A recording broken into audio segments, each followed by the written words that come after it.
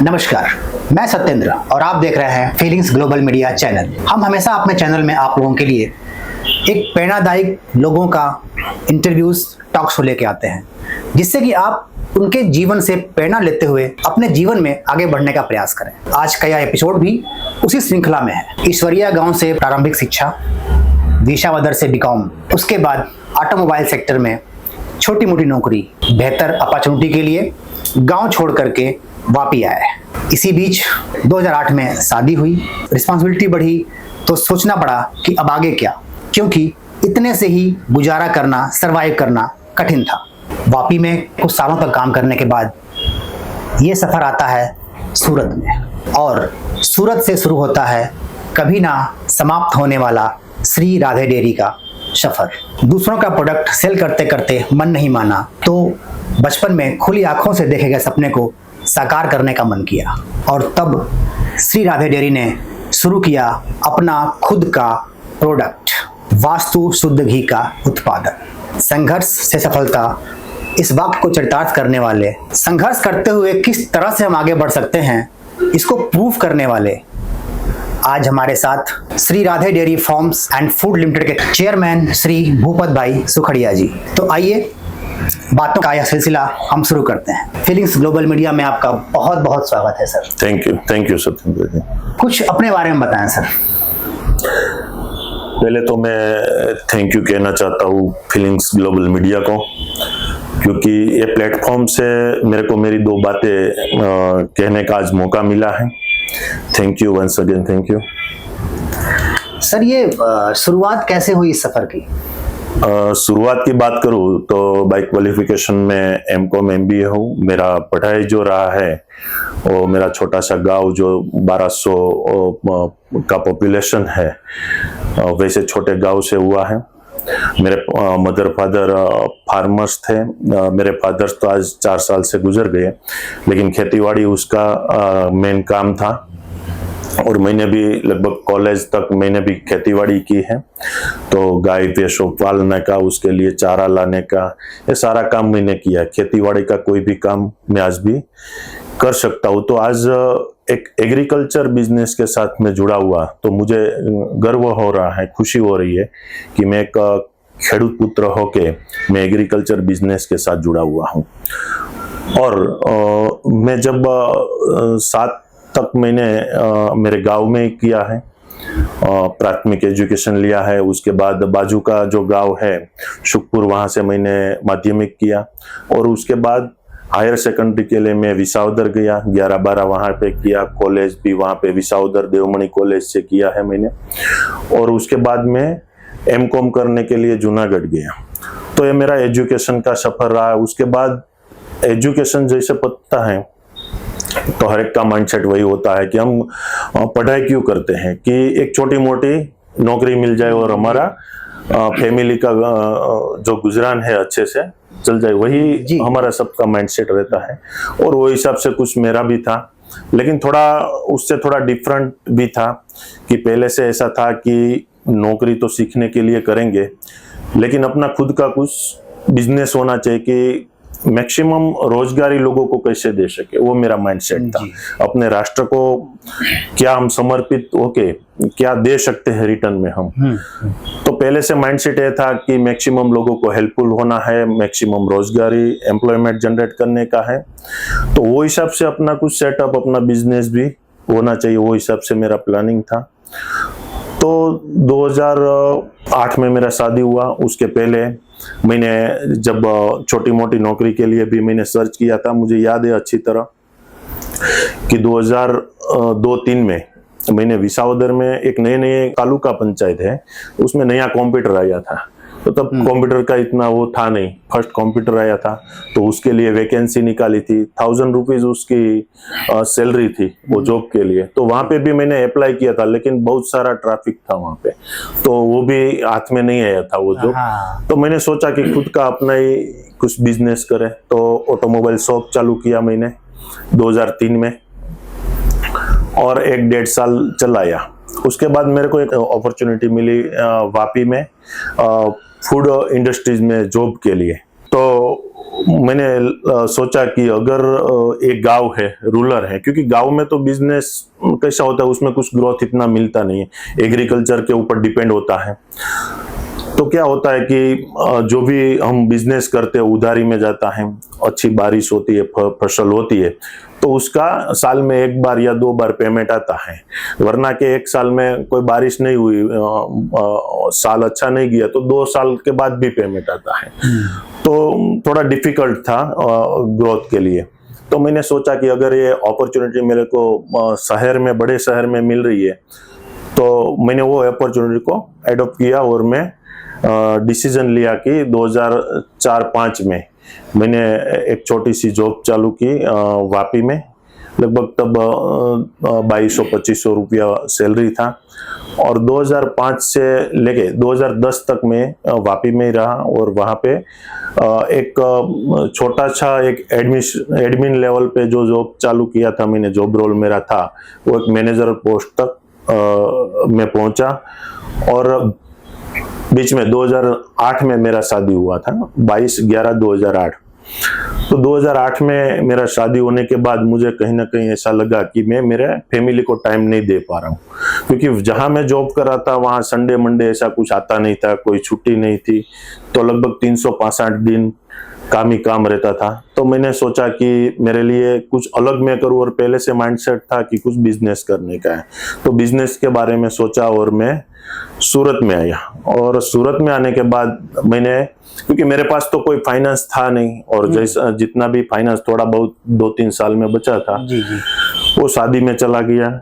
उसका शादी के बाद भी घर चलाने के लिए खर्चा बहुत लगता है, तो उसमें काफी खर्चा हो गया। तो हाथ पे कुछ पैसे थे नहीं, तो बिजनेस करे तो कैसे करे। तो सूरत में एक तो मेन था डायमंड था, तो डायमंड का कोई एक्सपीरियंस था नहीं। टेक्सटाइल है, टेक्सटाइल में भी कुछ एक्सपीरियंस नहीं था। लेकिन मैंने सोचा कि मेरे पास जो एक्सपीरियंस है 5-6 साल का, उसको ही आगे लेके जाते हैं। तो मैंने सर्च किया वहां पे कोई अगर इन्वेस्टर मिल जाए फाइनेंस के लिए, तो उसके साथ ही बिजनेस को आगे लेके जाए। लेकिन मैं जो प्लांट पे ही मैंने काम किया था, तो वो प्रोडक्शन यूनिट था। तो मैं कोई अच्छी प्रोडक्ट बना सकता हूँ, लेकिन मैं बेच नहीं सकता था। मेरे पास वो नॉलेज नहीं था कि मैं कहाँ बेचने जाऊँ ये प्रोडक्ट। तो मेरे साथ कोई लोग जुड़े नहीं। तो मैंने सोचा कि अभी 2-3-4 महीना तो निकल गया सूरत आने के बाद, तो क्या करे। तो मैंने एक छोटी सी शॉप भाड़े पे ली, तब उसका 2500 रुपया भाड़ा था, और भाड़े पे एक मकान लिया, उसका भी 2000 भाड़ा था, और घर चलाने के लिए 2-3 हजार रुपये की जरूरत पड़ती थी। तो वो एक शॉप हमने ली थी, उसमें से उसका गुजारा निकल जाता था जी। तो 2010 तो मेरा 10-11 ऐसे ही गया, क्योंकि आउटर में थी शॉप जो थी वो। हाँ। वहां का आज व्यापार की बात करें तो 1000-1200 रुपये का व्यापार था जी। तो लगभग 7-8 हजार रुपया बच जाता था उसमें, 6-7 हजार, और उसमें से सारा खर्चा निकल जाता था। तो उसके बाद मैं धीरे धीरे ट्रेडिंग में आया। ये क्या है, अपने को एक एक्सपीरियंस जैसे जैसे मिलता है वो हिसाब से वहां पे ट्रेडिंग का काम चालू किया। वराछा एरिया में मेरी शॉप थी। तो वराछा एरिया में ही मैंने जितने भी रिटेलर्स है उसका कांटेक्ट किया, वहां पे होलसेल में काम चालू किया। फिर 1-2 कंपनी की एजेंसी ली की मैंने। तो क्या होता है कि नई नई कोई कंपनी का प्रोडक्ट हम लेते हैं तो उधारी देते हैं, सारा सपोर्ट करते हैं, पीओपी मटेरियल देते हैं, बहुत सारी हेल्प देते हैं, सेल्समैन देते हैं। लेकिन जैसे जैसे सेटअप होता जाता है तो धीरे धीरे धीरे बंद हो जाता था। 2-3 कंपनी में ऐसा एक्सपीरियंस रहा जी। तो फिर कंटाल गया, मैं बोला ऐसे तो कैसे चलेगा। तो फिर मैंने सोचा कि अपनी खुद की प्रोडक्ट क्यों ना बनाए। मेरे को एक्सपीरियंस तो था ही, मैन्युफैक्चरिंग था, और मार्केट का भी नॉलेज धीरे धीरे 4-5 साल का मेरे पास एक्सपीरियंस हो गया। तो मैंने सोचा कि अपना खुद का ब्रांड लॉन्च करते हैं। और तब मेरे पास थोड़ा बहुत फाइनेंस भी था, तो मैंने एक छोटा सा प्लॉट लिया इंडस्ट्रियल एरिया में। वो प्लॉट लगभग 2400 स्क्वायर फीट का प्लॉट था। तो जब मैंने प्लांट एस्टेब्लिश किया और जो मशीनरी वगैरह ली, वो बैंक से लोन लिया और कंस्ट्रक्शन किया। और उसके बाद हमने मार्केट में प्रोडक्ट को इंट्रोड्यूस किया जी। तो लोगों को बहुत अच्छा लगा कि हमने डिफरेंट टाइप ऑफ पैकेजिंग दिया, उसकी डिजाइन अच्छी थी, बोतल का शेप अच्छा दिया, तो लोगों को कुछ डिफरेंट किया तो अच्छा लगा, लोग जुड़ते गए कि नहीं अच्छी प्रोडक्ट है, सर्विस अच्छी है। तो वो हिसाब से हम धीरे धीरे डेवलपमेंट स्टेज पे आ गए। मैंने वराछा में 2-3 डिस्ट्रीब्यूटर बनाया, टाइम टू टाइम उसको स्टॉक दिया, सर्विस दिया, रेट और क्वालिटी अच्छी दी कस्टमर के लिए, तो लोग जुड़ते गए। सर, एक किसान पुत्र के रूप में आपने बताया आपने खुद किसानी की, आपके फादर फार्मर थे, तो एक किसान बैकग्राउंड से उठकर एक डेयरी बैकग्राउंड में आना और उसको एक ग्लोबली बिजनेस बनाना, कुछ खास कारण रहा या डेस्टिनी ले गई आपको वहां पे? नहीं, पहले से ही मेरा माइंडसेट ऐसा है कि हर एक लोगों की सुनने का, लेकिन करने का अपनी मन से। तो माइंडसेट से मैं पहले से काम करता हूँ और एग्रीकल्चर तो हमारे ब्लड में है जी। गाय भैंस तो हम पहले से ही पालते थे, तो मेरे को यहाँ पे वो पुशअप मिला कि जो मेरा बैकग्राउंड है वही मेरे को, मेरा आज हॉबी बोलो या मेरा बिजनेस बोलो, आज वो चीज को मैं साथ में लेके चल रहा हूँ। बचपन में जो आपने स्वप्न देखा था, यस, वो जब आप यंग हुए तो उसको इसी फील्ड में पूरा करने का यस एक आपका हिम्मत आई। हिम्मत आई। एक छोटे से व्यवसाय को शुरू करके इतना बड़ा ग्लोबल लेवल तक पहुंचाना, और वो भी डेयरी बिजनेस को। डेयरी बिजनेस अनिश्चितताओं से भरा होता है, उसमें कभी भी उतार चढ़ाव आता रहता है। सर, इसको आगे ले जाने के लिए क्या क्या आपकी रणनीति रहती है? क्योंकि ये हम लोग देखते हैं ना कि डेयरी बिजनेस जो है वो कभी भी कुछ काउस को लेकर के या फिर फार्मिंग को लेकर के, चारास को लेकर के तमाम दिक्कतें आती रहती हैं, तो आप क्या उसके लिए रणनीति अपनाते हैं सर?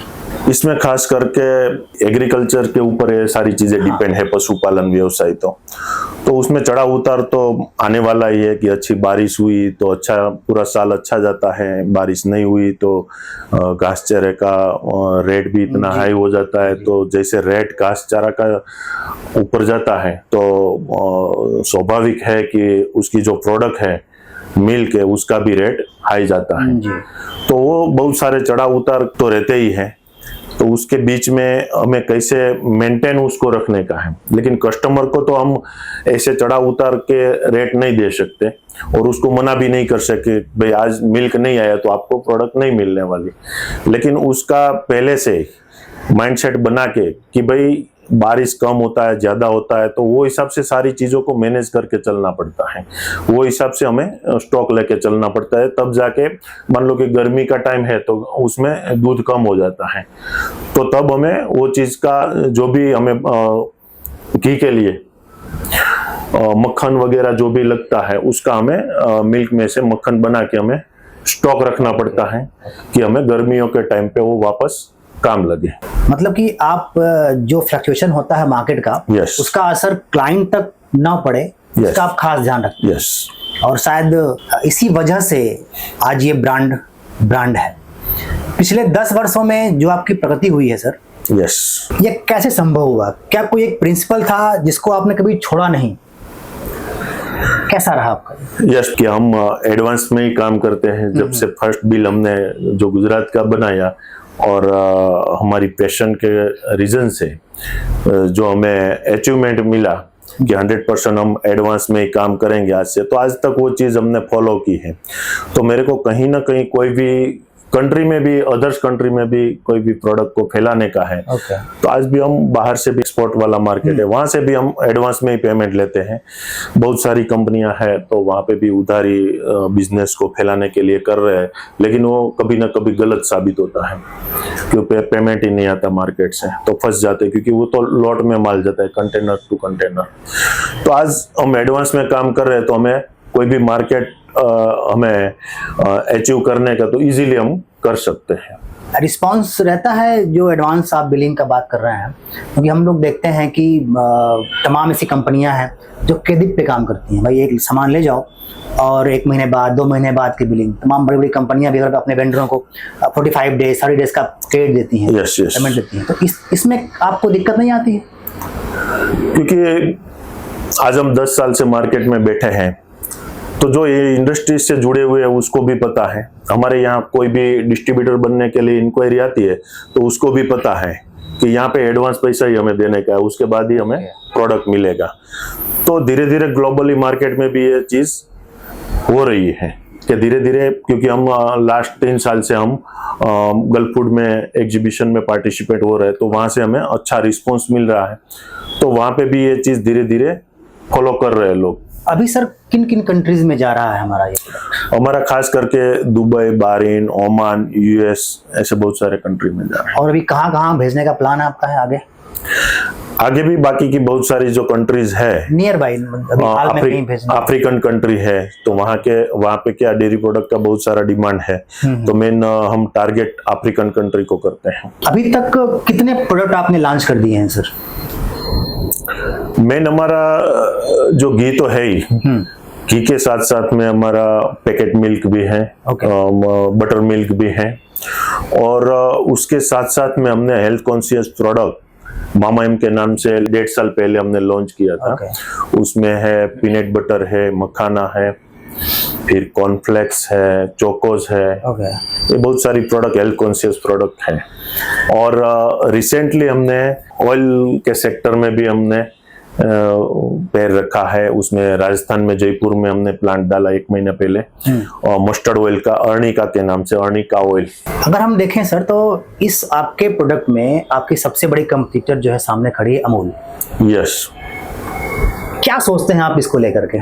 अमूल एक कोऑपरेटिव ब्रांड है, बराबर, और ये हमारा हो गया प्राइवेट, तो अमूल को तो गवर्नमेंट का सपोर्ट है ही, और वो हिसाब से वो अपना एक्सपांड कर ही रहे हैं, लेकिन जरूरी नहीं है कि उसके पास 100% मार्केट शेयर हो कोई कंपनी के पास। ठीक है। तो मार्केट बहुत बड़ा है, तो उसमें अभी बहुत सारा स्कोप है एक्सपांड करने का, हमें भी तो ह्यूज मार्केट है, और वो हिसाब से हम प्लानिंग भी कर रहे हैं, और उसको हम अचीव भी कर रहे हैं इजीली। क्या लगता है कि जो श्री राधे डेयरी का प्रोडक्ट है वो अमूल के प्रोडक्ट से बेहतर है? बात करें तो कोई ना कोई प्रोडक्ट की कुछ ना कुछ खासियत होती है, तो उसमें खास करके जो प्रोडक्ट का ग्रेन्यूल्स है, जो दाना बोलते हैं, और एरोमा है उसकी, वो हमारी प्रोडक्ट में आपको डिफरेंट दिखेगा, शानदार प्रोडक्ट है हमारी, और वो हिसाब से हम धीरे धीरे मार्केट को कवर करें। आपका एक टैग लाइन है, यस, आपकी कंपनी का, वो क्या है और क्या सोच के आपने ये टैग लाइन बनाई? हमारी टैग लाइन है अब हर घर वास्तुपूर्ण। तो उसके पीछे हमारी सोच ये है कि हमारी प्रोडक्ट को हर एक किचन में हमें पहुंचाने का है, कि हर एक घर में हमारी प्रोडक्ट होनी चाहिए, वो माइंडसेट है हमारा। कुछ आपका प्लान ऐसा भी है क्या कि हम अपने प्रोडक्ट को सहकारिता से जोड़ें? नहीं, आज तक तो ऐसा कोई प्लानिंग नहीं किया है, लेकिन फ्यूचर में कर भी सकते हैं। जो बिजनेस है, जो पूरा व्यवसाय है सर आपका, वो काउ मिल्क पे है या फिर भले मिल्क पे है? यस। तो क्या आप इन काउस के वेलफेयर के लिए कुछ काम कर रहे हैं क्या? हाँ, बहुत सारे फार्मर्स है, उसके साथ हम जुड़े हुए हैं कि उसके पास जो भी पशुपालन का बिजनेस वो कर रहे हैं, उसको हमारी टीम गाइड कर रही है कि कैसे मैक्सिमम मिल्क हमें मिल सके, वो हिसाब से उसका प्लानिंग रहता है। उसको कैसा घास चारा है वो खिलाना चाहिए, उसको कौन से एनवायरनमेंट में रखा जाना चाहिए कि बेहतरीन मिल्क हमें मिल सके जी। और आजकल हम देख रहे हैं कि रोड पे गाय घूमती रहती है और लोग उसको शाम के टाइम पे जब उसका दूध निकालने का है तब घर पे ले आते हैं और उसको वापस छोड़ देते हैं। कहीं पे भी कचरा है, कुछ भी है पड़ा हुआ, वो खा लेती है। तो उसके बारे में हम उसको गाइड करते हैं, अवेयर करते हैं कि यही चीज है वो प्रोडक्ट में आने वाली है। तो इसको लेकर कोई विस्तार से कोई आपका प्लान है क्या फ्यूचर को लेकर के? जो गाय हमारी बिजनेस का आधार है, यस, उसके लिए हम कुछ करें। जो गाय घूमती है हमारी सड़कों पे या फिर जो ऐसे ही घूमती रहती है, जो मिल्क नहीं दे पाती हैं, उन गायों को लेकर कुछ आपका प्लान है फ्यूचर? ऐसी बहुत सारी गौशालाओं के साथ हम जुड़े हुए हैं, हम कुछ ना कुछ हेल्प करते रहते हैं उसको कि काफी वो लोग ज्यादातर ऐसी जो गाय है जो दूध नहीं देती है उसको संभाले और उसको वो हिसाब से हम मोटिवेट करते हैं। अब हम बात करते हैं कि बिजनेस के साथ साथ सर सोशल वेलफेयर में क्या क्या करते हैं और कैसे करते हैं? सर आपका एक वास्तु चैरिटेबल ट्रस्ट है, यस। कैसे मन में विचार आया आपके? वास्तु चैरिटेबल ट्रस्ट को एस्टेब्लिश करने के पीछे एक ही रीजन था कि कोई भी बिजनेसमैन हो, कोई भी बंदा हो, वो कितना भी कमा ले, लेकिन उसकी कोई लिमिट नहीं है। जी। आपके पास मान लो मार्केट में एक शॉप है, 2 है, 10 है, लेकिन पूरा सिटी तो नहीं खरीदने वाले ना। हाँ। कोई लिमिट ही नहीं, खरीद भी सकते हो, खरीदने वाले खरीदते भी है, लेकिन एंड क्या उसका? उसकी कोई लिमिट नहीं है बेसिकली। हाँ, तो मैंने सोचा कि क्या करें, हम बिजनेस तो एक्सपांड कर रहे हैं कि पूरी लाइफ हमारी बिजनेस में ही चली जाएगी, लेकिन हमने सोचा कि जो सोसाइटी ने हमने दिया है उस सोसाइटी को हम वापस क्या दे सकते हैं। तो वो एक विचार से हमने वास्तु चैरिटेबल ट्रस्ट को एस्टैब्लिश किया है कि आज मैं सोचूं तो मेरे घर चलाने में कितना, महीने में 50,000 1 लाख रुपया काफी अच्छी जिंदगी जिए तो भी मेरी फैमिली को हैंडल करने के लिए, लेकिन उसके अलावा क्या हमें कहाँ खुशी मिलती है। तो आज हम किसी की हेल्प करते हैं ना, तब हमें ओरिजिनल जो खुशी है ना वो वहां से मिलती है। बिल्कुल। तो वो चीज को ध्यान में रखते हुए हमें चैरिटेबल ट्रस्ट को चला रहे।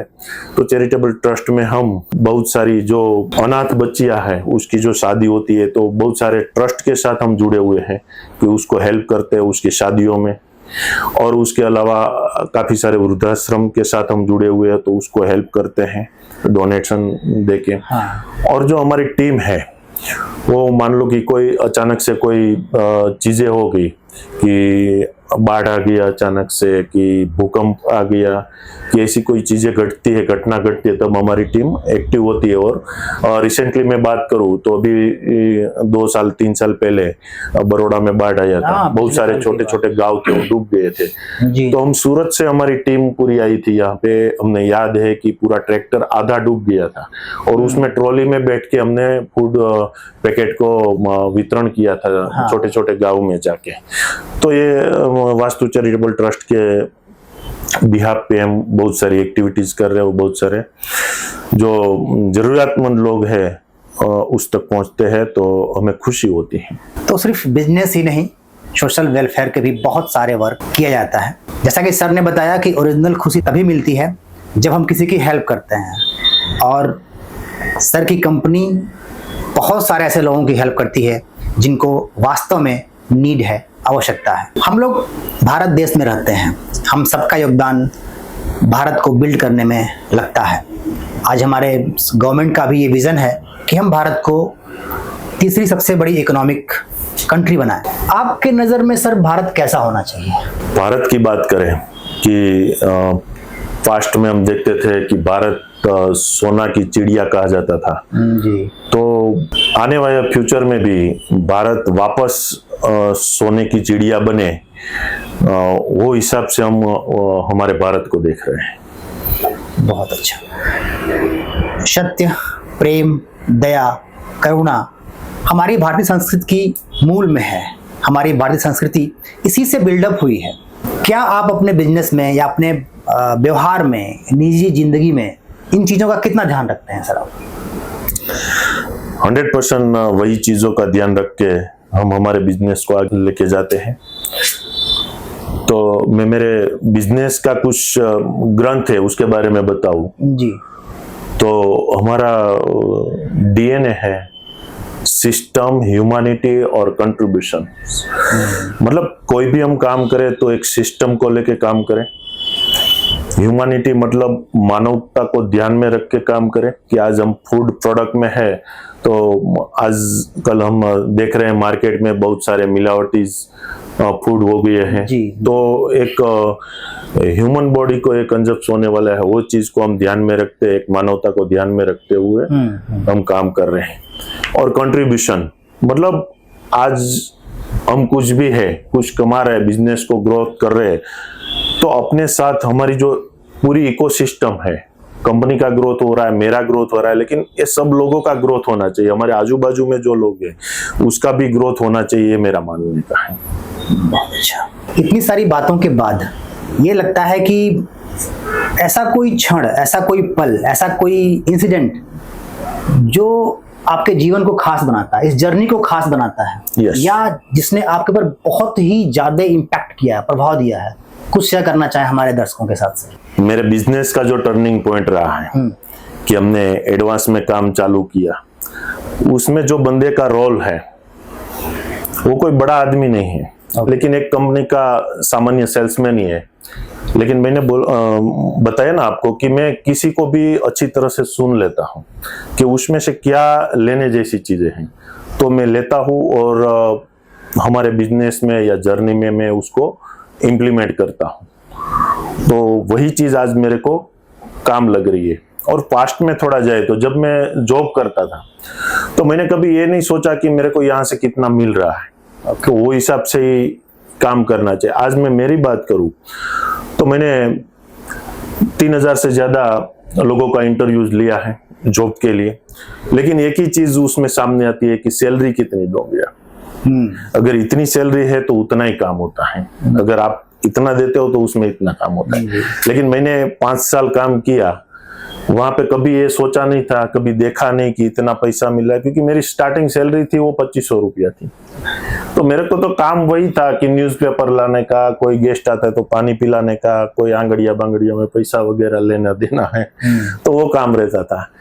लेकिन मैं वो नहीं देखता था, मैं देखता था कि मैं फ्री बैठता हूँ, तो मैं प्रोडक्शन में जाके प्रोडक्शन भी करवाता था।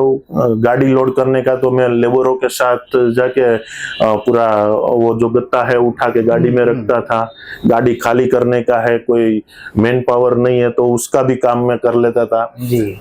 मैं कंपनी में ही रहता था, तो संडे को फ्री रहते थे सब लोग, तो गाड़ी भी साफ सफाई करता था मैं, 2 व्हील्स 4 व्हील रहता था वो, तो मैं सारी चीजें करता था। मेरे को कोई उसमें वो नहीं होता था कि मैं तो एक ऑफिस में काम करता हूँ तो ये लेबर का काम क्यों करूं मैं। आपकी पूरी जर्नी देखा जाए तो वाकई ये कहावत आपके ऊपर सटीक बैठती है, संघर्ष से सफलता। ऐसा आपने बताया कि आपने कभी अपने जॉब के टाइम पे भी कभी सैलरी को महत्व नहीं दिया, सिर्फ वर्किंग को महत्व दिया। आज की जनरेशन को क्या कुछ कहना चाहेंगे, क्या मैसेज देना चाहेंगे सर? आज की जो युवा जनरेशन है उसको मैं खास कहना चाहता हूँ कि कहीं पे भी आप काम करो, सामने क्या मिल रहा है वो मत देखो कि आपको सीखने को क्या मिल रहा है, कि जो आपने सीखा है वही आगे जाके आपको काम लगने वाला है। तो वो माइंडसेट से काम करो, और कहाँ काम करना चाहिए वो भी देखो कि आपको ज्यादा एक्सपीरियंस मिल रहा है वहां पे काम करना चाहिए, नहीं कि ज्यादा पैसा मिल रहा है वहां पे। जहां जहां ज्यादा पैसा मिल रहा है वहां पे आप एक सीमित रह जाओगे, आपको नई चीजें सीखने को नहीं मिलेगी। लेकिन वही आपको फ्यूचर में काम लगेगा कि आपने बहुत सारी चीजें सीखी है। आज मैं मेरी बात करूं तो मैं तो एक एडमिन लेवल का बंदा था जब मैंने जॉब स्टार्ट की थी, लेकिन मेरे को सारा प्रोडक्शन का नॉलेज तब आया कि मैंने वहां पे फोकस करना चालू किया।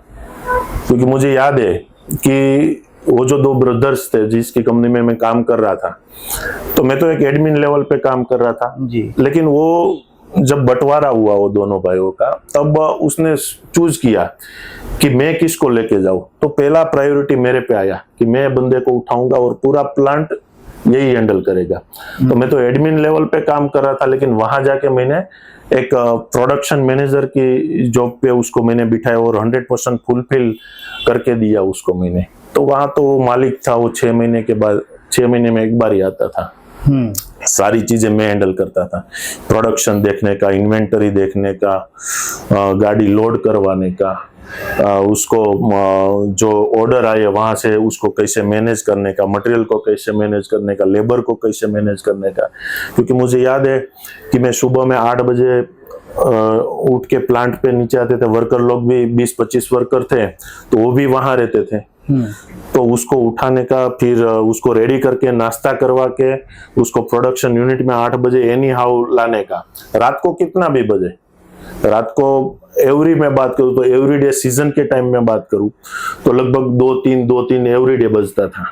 कि रोज का ऑर्डर है उसको रोज डिस्पैच देने का, यानी हाउ कितना भी ऑर्डर हो वो पूरा करने का। और मुझे याद है कि मैं सीजन के टाइम पे, मतलब ये हमारे घी बिजनेस की बात करें तो जुलाई से अगस्त से लेके दिसंबर अक्टूबर तक, हाँ। मतलब 3 महीने या सीजन का पीरियड रहता है, तो इतना काम रहता है कि मैं 2-2 महीना वो कंपनी के गेट के बाहर नहीं निकलता था। वो हिसाब से मैंने काम किया, तो आज मेरे को लग रहा है कि मैं कुछ भी नहीं कर रहा हूँ। इतना तनतोड़ मेहनत की हमने, 12-12, 24-24, 36-36 घंटा कंटिन्यूस काम किया कि कुछ भी हो जाए, हमें टाइम पे वो प्रोडक्ट को मार्केट में देने का। सही है। श्री कृष्ण ने भी कहा है, कर्म करिए, फल की चिंता मत करिए। उसी सिद्धांत को लेकर के आपने काम किया। Yes. और आज के युवाओं को यही शिक्षा मिलती है आपके जीवन चरित्र से सर, आपकी जर्नी से, कि कभी भी काम करिए, आप फल की चिंता मत करिए, क्या सैलरी मिल रही है मत देखिए, काम करिएगा तो आपको कहीं ना कहीं नोटिस आपको जरूर किया जाएगा। Yes. और वो जो नोटिस लोग करते हैं वहीं से आपको आगे बढ़ा दिया जाता है। Yes, yes. Per day 50,000 kilo से ज्यादा का घी उत्पादन, 2200 से ज्यादा डिस्ट्रीब्यूटर, 2 लाख से ज्यादा रिटेलर।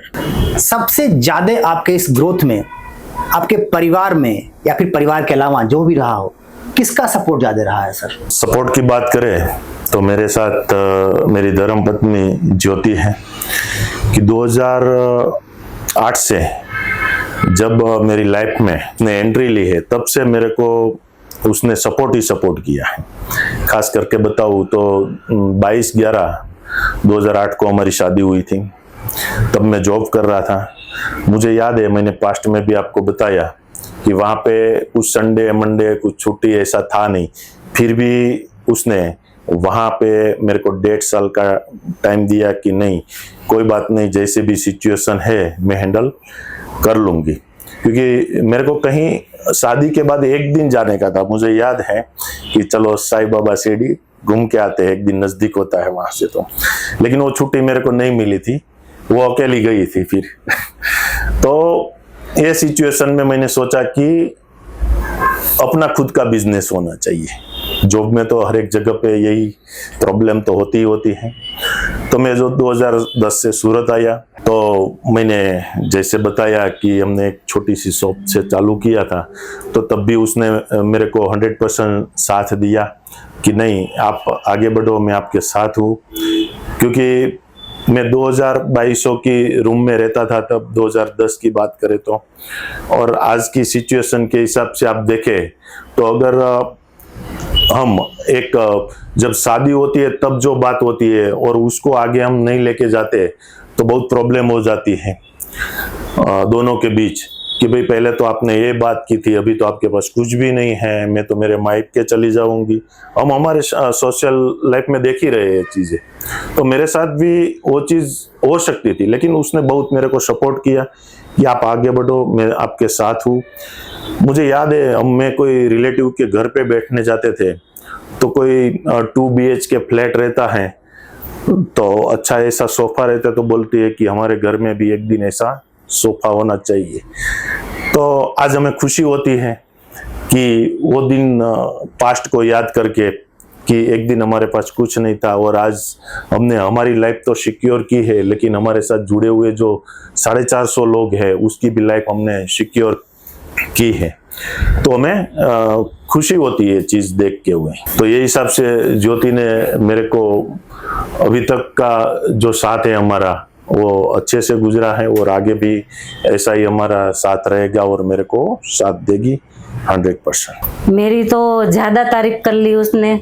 मैं भी मेरे हस्बैंड के बारे में बोलना चाहती हूँ कि उसने मेरी एंगेज हुई थी तब मेरे को बोल दिया था कि मैं बिजनेस करूँगा, मैं जॉब नहीं करूँगा। तो अभी तो क्या लड़कियों का क्या होता है कि नहीं ऐसे जॉब ही करने का, बिजनेस नहीं करने का, तो मेरे को आप टाइम नहीं दोगे। तो मैंने ऐसा नहीं किया, मैंने बोला कि नहीं आप बिजनेस करने का, उसमें जो होगा वो मैं आगे बढ़ के आपके साथ रहूंगी और साथ ही हम साथ ही चलेंगे। जब भी बिजनेस में कुछ होगा फिर भी हम साथ रहेंगे। तो मैंने ऐसे बोला था, तो उसको थोड़ा कॉन्फिडेंस आ गया कि नहीं हम तो अब करने ही वाले हैं। तो तब से शुरू से हम आज तक हम साथ में ही है और साथ में ही रहेंगे। और मैं मेरे हस्बैंड के साथ बिजनेस में अभी साथ में ही हूँ और घर भी संभालती हूँ और बच्चे को भी संभालती हूँ। तो सब साथ में करना मुश्किल है, पर हम कर लेते हैं कि मेरे को करना ही है, बिजनेस में साथ ही रहने का ही है। जो हम ऐसा सोचते हैं ना तो ही वो सब होता है।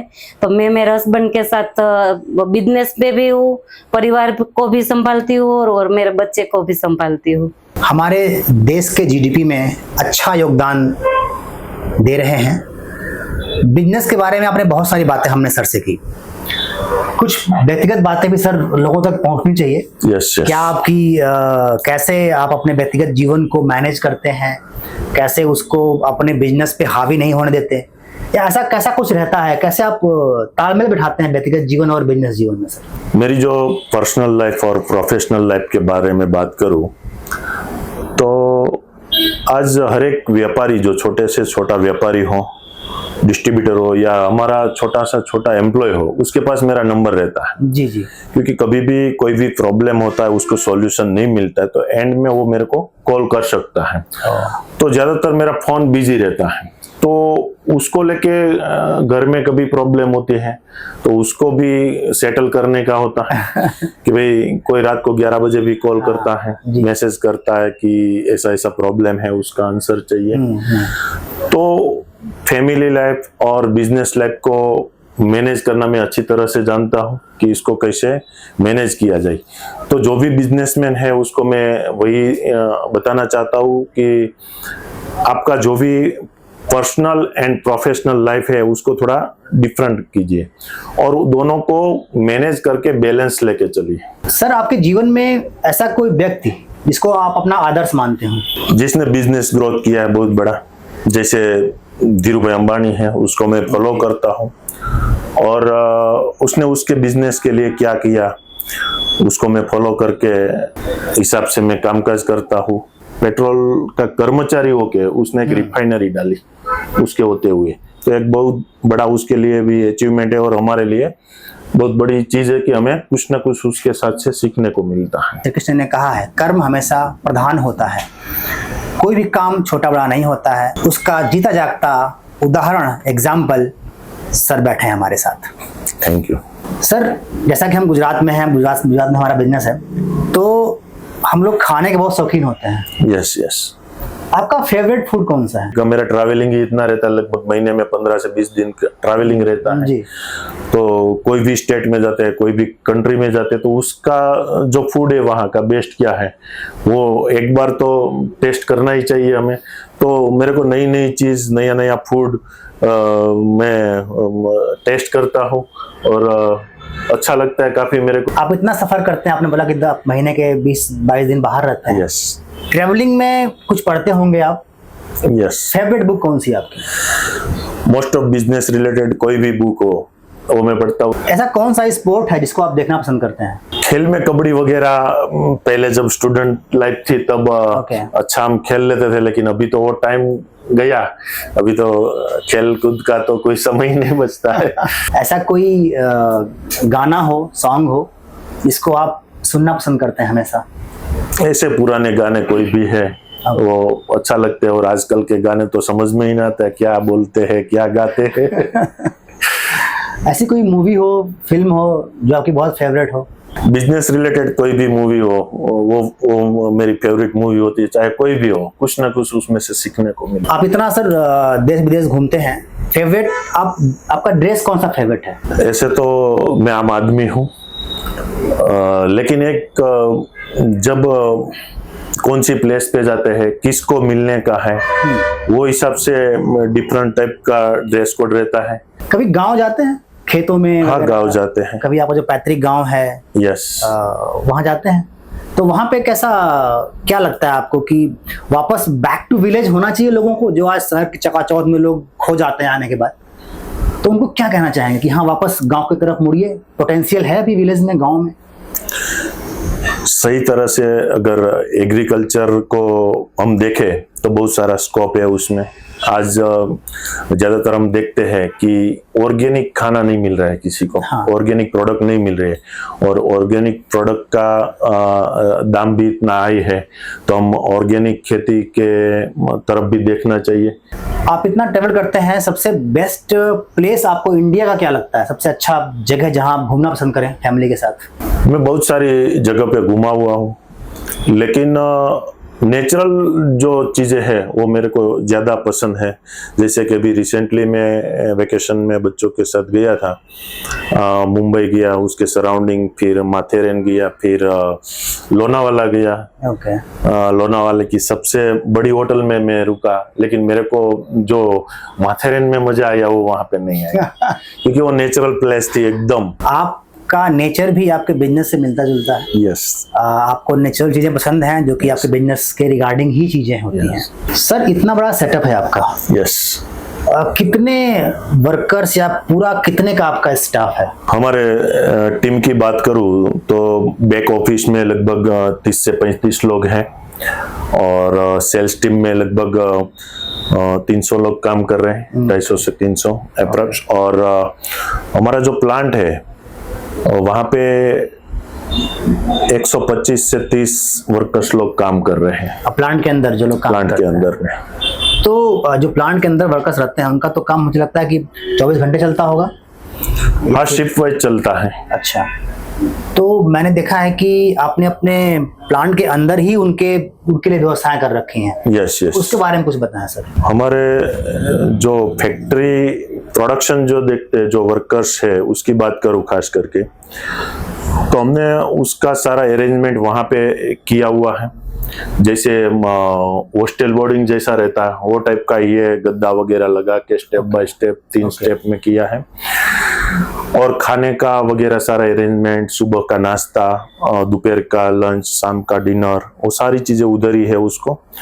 और खास बात करूँ तो उसके लिए जो सारा अरेंजमेंट है खाने का, ऑयल वगैरह हो गया कि अनाज हो गया, कठोर हो गया, वो मेरे गांव से हम लाते हैं पूरा, कि 100% उसको शुद्ध खाना मिले।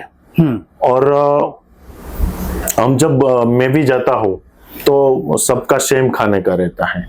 मैं ऐसा नहीं बोलूंगा वहाँ पे जो हमारे जो रसोईया है उसको कि मैं आज आ रहा हूँ, अलग से 2-3 लोग मेरे साथ है तो अलग से बना देने का, कभी भी बोल के नहीं जाने का उसको। वो जो बनाया हुआ है वही खाने का रहता है। तो एकदम फुल्ली हाइजीन भी वहाँ पे मेंटेन होता है हमारे किचन में, और एकदम शुद्ध और सात्विक खाने का मिलता है। और मेरे साथ जो आते हैं मैं उसको पूछता हूँ, कोई व्यापारी कभी विजिट में आ गया, एक्सपोर्ट से रिलेटेड हमारा बिजनेस है, तो फॉरेन की लगभग हफ्ते में 1-2 पार्टी आती है मेरे पास जी। आपका यहाँ फेवरेट है तो खिला दो। हम बोलते कि सब्जी रोटी चावल मिलता है यहाँ पे, तो बोलते कोई बात नहीं, खाना खा लेते हैं। लेकिन दूसरी बार तीसरी बार वो आता है ना, तो पहले बोलते हैं कि आपकी फैक्ट्री पे ही खाने का है। क्या बात है। हाँ, तो इतना हम हमारे जो वर्कर्स है उसकी केयर करते हैं, क्योंकि ये जो छोटी छोटी पेन है ना सबकी, वो मैं समझता हूँ, क्योंकि मैं एक वर्कर भी रह चुका हूँ, एक मैनेजर भी रह चुका हूँ, एक रिटेल व्यापारी भी मैं था, मैं एक डिस्ट्रीब्यूटर भी था, और आज मैं एक इंडस्ट्रियलिस्ट भी हूँ। तो हर एक लोगों का क्या पेन होता है ना, वो मेरे को अच्छी तरह से मालूम है, तो मैं अच्छी तरह से उसको मैनेज कर लेता हूँ। मतलब जो प्रॉब्लम्स आपने झेली, तो आप नहीं चाहते कि आपसे जुड़ा कोई भी व्यक्ति उस पेन को, उस दर्द को, उस प्रॉब्लम्स को सफर करे, झेले। बहुत अच्छी सोच है सर। अगर आपकी तरह सारे लोग हो जाएं, दुनिया के सब लोग हो जाएं, तो शायद हमारी दुनिया, हमारे भारत देश से कहीं न कहीं ये ऊंच नीच का भेद खत्म हो जाए। हम सब लोग अपना जन्मदिन मनाते हैं सर। Yes yes. आपके भी जीवन में कोई लकी नंबर है, या फिर आप अपना बर्थडे सेलिब्रेट कैसे करते हैं? मैं मेरा बर्थडे के दिन प्लांटेशन करते हैं हम। रिसेंटली मेरा बर्थडे गया, 45वां बर्थडे था, तो हमने 45 पेड़ लगाए। जैसे पास्ट में 44 था, तो मिनिमम मैं इतना लगाता हूँ। और अगर कोई मेरे को बर्थडे विश करना चाहते तो मैं उसको भी मैसेज देता हूँ कि आप अगर मेरे को कुछ गिफ्ट देना चाहते हो तो उसकी जगह पे आप मेरे नाम से एक पेड़ को उगाइए जी। और वो हिसाब से आप मेरे को बर्थडे विश कीजिए। मैं मेरी टीम को भी ये मैसेज देता हूँ, आम लोगों को भी मेरे साथ जुड़े हुए उसको भी ये मैसेज देता हूँ कि आप मेरे नाम से पेड़ एक लगा दीजिए। नेचर के प्रति लोगों को जागरूक करना, Yes. कैसे हम अपने धरती को बचा सकते हैं, Yes. हरा भरा कर सकते हैं, इससे Yes. अपना बर्थडे मनाते हैं। बहुत अच्छी पहल है सर आपकी जन्मदिन मनाने की, ये Thank you. तरीका। कोई ऐसे नंबर्स हैं जो किसी नंबर को आप मानते हैं? ऐसे तो खास कोई नंबर्स मेरे लिए आम लाइफ में नहीं होते, लेकिन एक नंबर ऐसा है कि वो मेरे लिए बहुत खास है जी। 22/11, क्योंकि 22/11 को मेरी शादी हुई थी और आज मेरे साथ जो मेरी वाइफ है ज्योति, उसका जो बर्थ डेट है वो भी 22/11 है। और मेरी शादी जो हुई उसके परफेक्ट 10 साल के बाद वही दिन पे मेरे वहाँ मेरे बच्चे का बर्थ हुआ 22/11 को। ओके। तो आज वो 7 साल का हुआ, फर्स्ट में आया अभी रिसेंटली। तो ये मेरे लिए बहुत एक खास नंबर है। हाँ ना, बिल्कुल। आपका ये 22/11 जो हर चीज उसी दिन पे, आपका हर महत्वपूर्ण Yes. काम आपके जीवन का उस दिन पे हो यस रहा है। यस, मैं कुछ ना कुछ नया हमें चालू करने का तो वही दिन से हम करते हैं। ओके। खास करके मेरी बाइक का, मेरे बुलेट का, मेरे 4 व्हील का सब भी 22/11 नंबर है।